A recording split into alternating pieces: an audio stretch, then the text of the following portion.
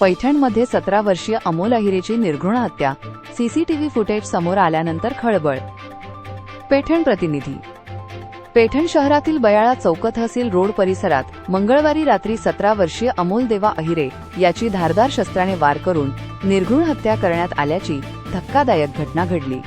या घटनेमुळे संपूर्ण शहरात खळबळ उडाली असून हल्ल्याचे सीसीटीव्ही फुटेजही समोर आले आहे.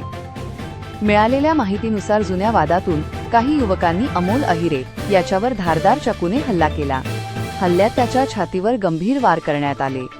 गंभीर जखमी झालेल्या अमोलला तातडीने रुग्णालयात दाखल करण्यात आले. मात्र उपचार सुरू होण्यापूर्वीच डॉक्टरांनी त्याला मृत घोषित केले. घटनेनंतर परिसरात तणावाचे वातावरण निर्माण झाले असून सोशल मीडियावरही या प्रकरणाची मोठी चर्चा सुरू आहे. समोर आलेल्या सीसीटीव्ही फुटेजमध्ये हल्लेखोरांचा पाठलाग आणि हल्ल्याचा प्रकार दिसून येत असल्याचे सांगितले जात आहे. या प्रकरणी पोलिसांनी गुन्हा दाखल करून तपासाची चक्रे वेगाने फिरवली आहेत.